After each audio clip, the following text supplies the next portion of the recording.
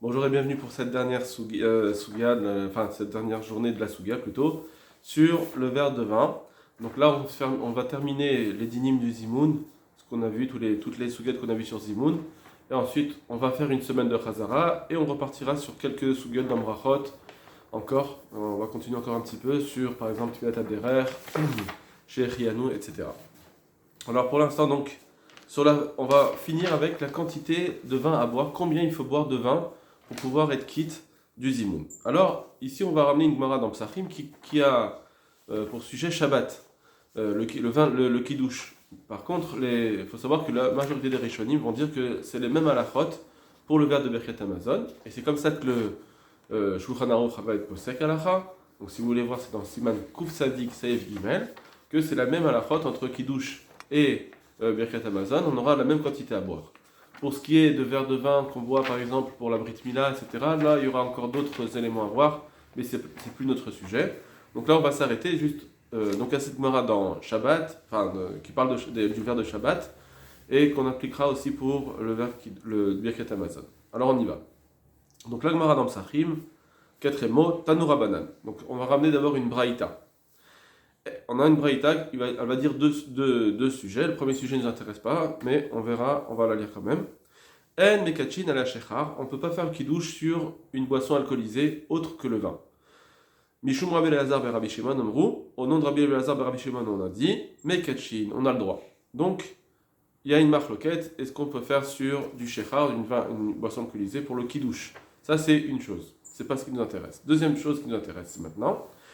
Mat'imat yayin, le fait de goûter le vin. Donc on doit goûter le vin. Combien il faut boire de vin? Kol shehu, un tout petit peu. Ça c'est un premier avis. Premier avis de la Braïta sur la quantité. Deuxième avis, Rabbi aussi ben Rabbi Oda Omer, Beno Lugma. Lui, Rabbi aussi, il dit il faut que ce soit comme une joue remplie. Ça c'est fin de la Braïta. Donc on a deux avis. La Braïta n'a pas été posek la halacha. Donc il faut savoir comment on va faire la halacha. Est-ce que ça suffit kol shehu un tout petit peu? Ou de quoi remplir une joue. Amar Ravuna, Amarav. Ravuna, un nom de Rav, dit. Donc ça, là on est plus dans les Tanaïm, on est après dans la Gemara, dans ceux donc dans les Chachamim du temps de la Gemara. Donc on est après. Alors lui, il va venir être posek halacha. Il va être posek comme l'un des deux. Mais c'est pas bien qu'on a un Tana qui va dire Kol Shehu et l'autre qui va dire comme Melolugma. Alors, bien qu'il y ait une marloquette, on est obligé de trancher comme l'un des deux. Ça veut dire que quand il va trancher comme l'un, ça ne veut pas dire qu'il va être contre l'autre, c'est juste qu'il faut bien choisir un des deux Tanaïm. Donc lui, Rav Huna, va être posek l'alacha. Rav Huna, Marav.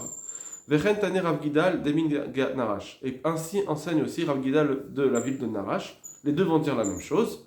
Un Mekadesh, Veta'am, celui qui fait le kidouche et qui l'a goûté, Melolugma, de quoi remplir une joue, Yatsa, il est quitte. Veimlav, et sinon, s'il n'a pas goûté cela, Lo Yatsa, il n'est pas quitte. Donc d'après, donc ils sont poskim la lacha comme le deuxième avis de la Braïta, et pas le premier. Donc le deuxième avis qui est plus rigoureux, puisqu'il faut boire Melolugma, ça suffit pas kol shehu un tout petit peu. Et donc ils vont être poskim la lacha. Et si on boit moins que cela, on n'est pas quitte. Même Bediavad, ça marche pas. A posteriori, ça marche pas.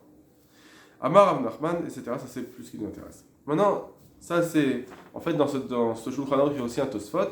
Mais je vais vous lire directement le Rashbam et on verra l'avis du Tosfot ramené dans le Bet Yosef. Rashbam. Donc le Rashbam dit Matamat et Kol Shehu. Donc il ramène d'abord le premier avis qui est dit dans la Braïta, que ça suffit de goûter un tout petit peu. Ota Taïma. Donc il explique de quoi on parle ici. On parle de cette Taïma, le fait de goûter, l'obligation de goûter. Chez Amrou qu'on a dit dans la Gemara, à Mevarer, c'est chez Itram que celui qui fait le kidouche, il fait la bracha, il doit goûter. Alors cette Taïma là, Ota Taïma, cette Taïma, Daï, ça suffit, Bechoshéou, avec un tout petit peu, ça suffit.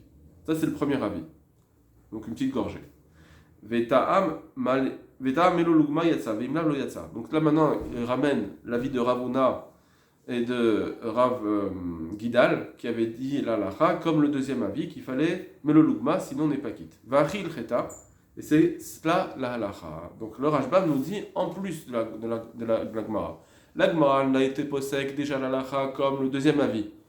Et lui vient, le Rashbam nous dit, et sache que c'est comme cela, comme cette Gemara-là qui a dit que c'est ça la lacha, c'est ça la lacha effectivement.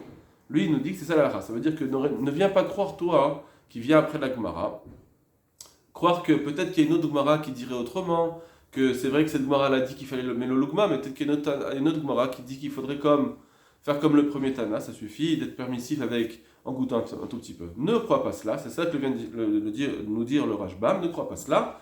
La halacha, elle est bien comme ce que a tranché la Gemara ici de Ravuna et Rav Gidal, qu'il faut Melolugma. On a deux, si vous voulez, ce que je vous explique ici, c'est qu'on a deux étapes. On avait d'abord la Braïta. La Braïta n'avait rien dit, elle n'a pas tranché c'est quoi la halakha, elle a dit juste les deux avis. La Gemara a tranché. Cette Gemara ici, dans Psachim, elle a tranché. Maintenant, via Rashbam dit encore, il vient encore trancher, il vient de dire encore son psak lui-même que c'est ça la halakha. Ne viens pas croire qu'il y a d'autres avis dans d'autres Gemarot qui viendraient enlever celui-ci. Donc il nous dit une autre chose maintenant, le Rashbam, il dit attention, ça que le Mevarer doit goûter, c'est seulement si, c'est si il n'a pas goûté une autre, Mikol Amesoubi, une autre personne des autres qui sont attablés. Lui il n'a pas goûté et les autres ont goûté, ça sera un autre point. Donc nous on dit que celui qui a goûté, il faut qu'il goûte Melolugma, mais s'il n'a pas goûté et qu'un autre a goûté, aussi ça marche. C'est pour ça qu'elle nous dit il faut que celui qui goûte, il goûte Melolugma, mais ça c'est seulement si un autre n'a pas goûté. Aval, Ta'am, Echad, Mehem, mais si un autre a goûté, Yatsu Kulan, ils sont aussi acquittés tous. Donc pour acquitter tout le monde, c'est pas seulement le Mevarer qui doit goûter, même si les autres goûtent, ça marche. Yatsu Kulan, Yedei Robatan, ils sont tous acquittés de leur obligation, Vafalpich Lotaramo, et même si ils n'ont pas goûté, même si les autres n'ont pas goûté. Ça veut dire ça suffit que un ait goûté parmi tous les autres, c'est pas Davka le Mevarer. Les Ratrela, c'est celui qui Mevarer, mais en tout cas, il peut pas goûter, il n'a même pas le vin, un autre peut goûter. Donc ça, c'est le Rashbam. Donc on a dit Melolugma. Maintenant, le Rashbam nous a pas dit combien c'est cette quantité de Melolugma.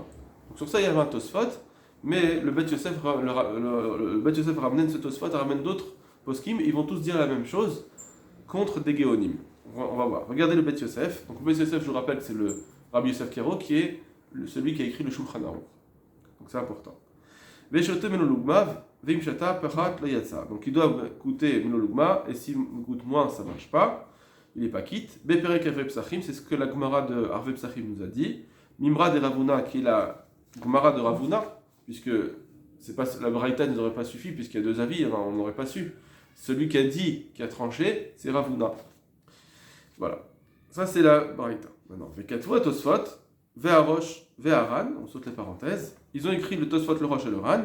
Dès là, Melolugma Mamash Kamar. Il ne faut pas d'Afka remplir ces deux joues. Et là, Ketem Faraj Perek Batra de Yoma. En fait, il faut faire comme ce qui est expliqué dans la Gemara de Yoma. Le dernier paragraphe de Yoma. Kol, c'est quoi? Kol Sheilou Mesal Koletza Dechad Veire Kemlolugmav. C'est toutefois ou si. Kol, c'est toutefois. Sheilou, si.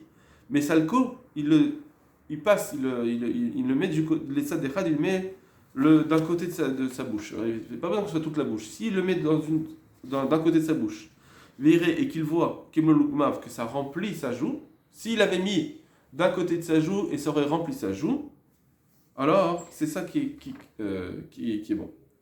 Alors que le melolugma, c'est remplir une joue. Il n'y a pas besoin de remplir toute la bouche. Veu pachot mirviit. Maintenant, deuxième chose. Ça correspond à combien cela? Ça correspond à Rov. Moins que Révit, pardon. C'est moins que Révit. Vous savez que pour les dinim, par exemple, de Bracha Harona, quand il faut faire Bracha Harona, il faut avoir bu un Révit. Ici, on est dans moins que Révit.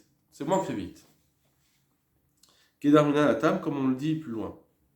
Là-bas.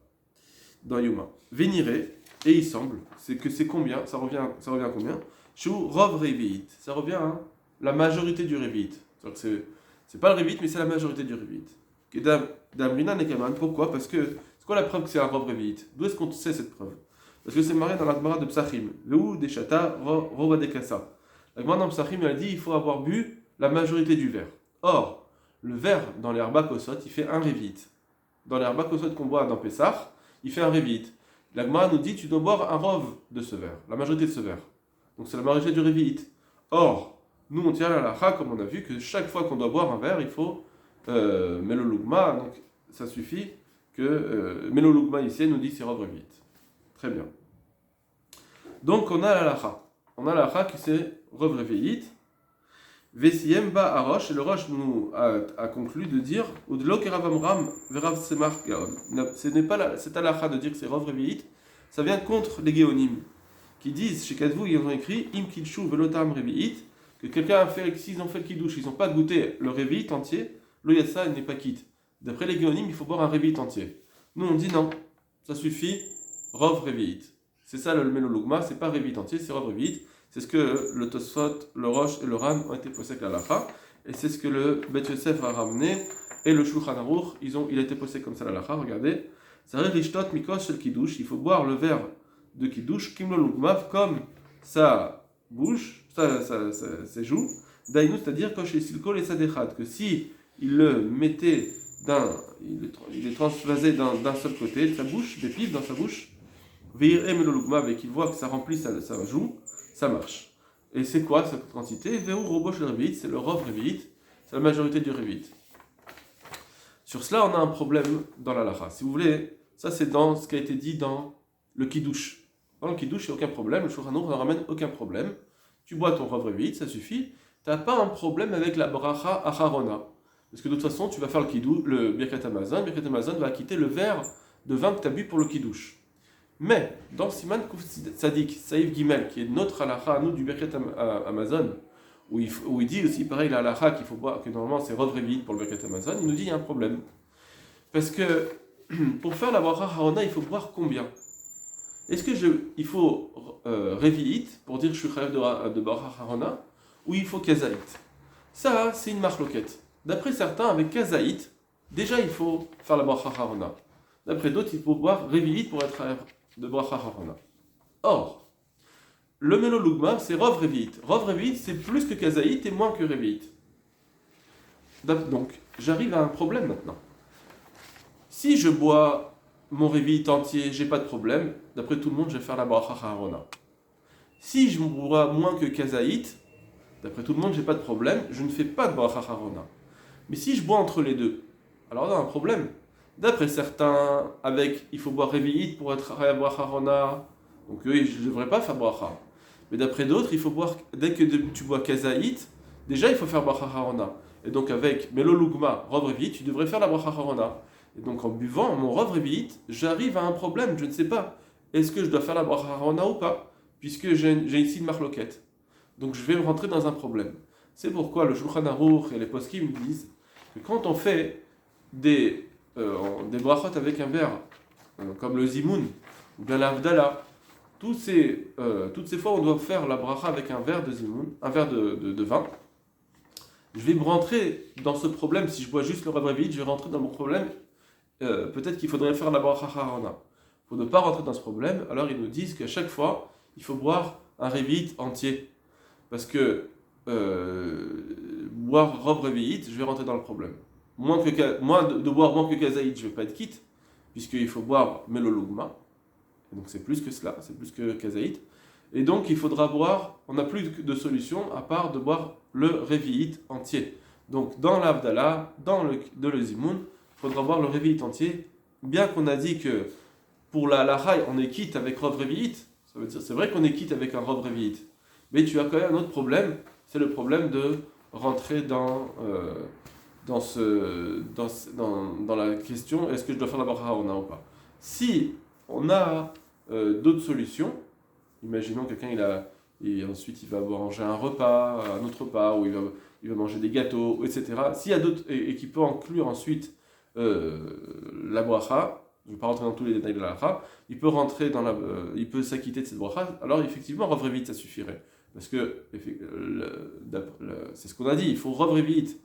Mais pour sortir du problème, alors il faudra savoir comment sortir du problème. Si on est dans un cas simple, où je bois mon vin juste pour le zimoun, et j'ai rien d'autre, donc il faudra boire le Revit entier. Donc je s'agit de Shulchan Aruch, pardon. Excusez-moi, voilà, j'ai fait tomber ma feuille. Maintenant, si on va voir le Biur Halacha. Regardez, juste avant le Biur Halacha, le Shulchan Aruch, il a dit un langage comme celui-ci. Il a dit Tsarich lishtot mikosh kidush melogmav. Il faut boire melogmav. Ça, c'est un petit peu en général, quand on utilise ça, ce langage, c'est pour dire les khatrila, il faut boire. A priori, il faut boire. Mais, s'il n'a pas bu, ben, peut-être que Bediavad en serait quitte. C'est ça que ça voudrait dire. Or, nous, ça ne marche pas. Puisqu'on a vu que la Gemara, elle dit que si tu bois pas, c'était Ravuna et Rav Gida, ils avaient dit que si tu bois pas Réveillite, il n'est pas quitte. Donc le Shulchan Aruch, c'est bizarre qu'il ait utilisé ce langage, qui nous laisserait croire que moins que le Melogma, il serait quitte. C'est le sujet du Biur Halacha.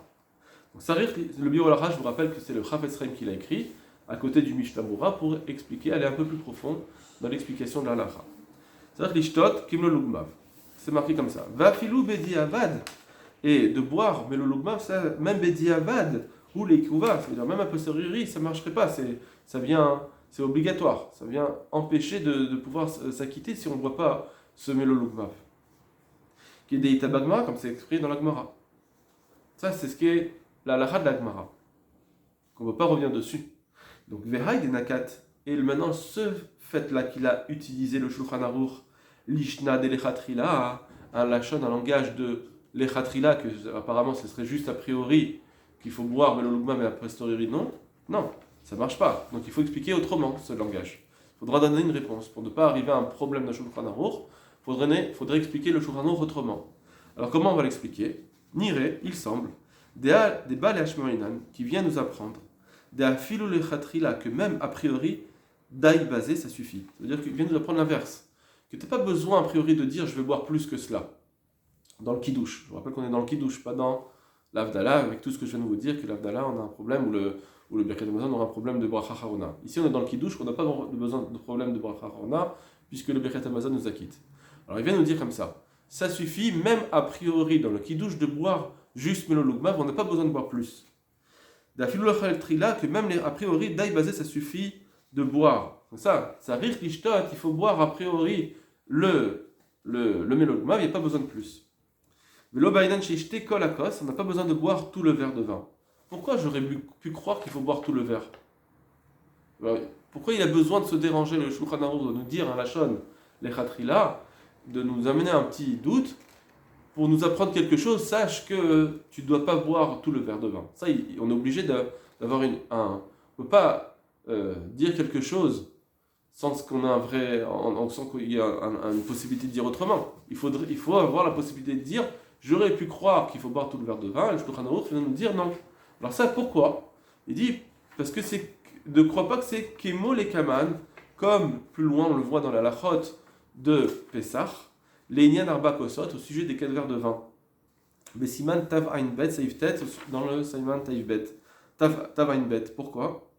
Baharonim Sham, dans ce qui a été dit là-bas dans les Acharonim, donc les poskim, la Lacha, Beshem à Tosfot, au nom de Tosfot. D'accord? Ne va pas croire que c'est comme cela là, comme le Pessah. Parce qu'à Pessah, il faut boire le verre de vin entier, il est a priori. Si on n'a pas bu le verre Bediavad, ça marche quand même tant qu'on a bu le Rav Révite. Mais en tout cas, a priori, il faut boire le verre de vin entier. Alors vient nous dire le Shulchan Aruch, sache que dans le kidouche, etc., c'est pas la même chose, ça suffit de boire le Rav. Bien que l'herba kosot aussi, c'est des verres de kidouche, en tout cas le premier c'est un verre de kidouche, et il faut boire tout le verre. Ne crois pas que c'est les mêmes halachot qui sont appliqués pour tous les autres verres de kidouche. Voilà ce qui a été dit. Voilà, donc là, la suite c'est bon, on n'a pas besoin de faire la suite. Voilà pour cette dernière journée de Zimoun. J'espère que vous avez bien pu profiter, et Bezrat Hashem, on fera une bonne chazara pour tout cela. Kol Tov Lachem.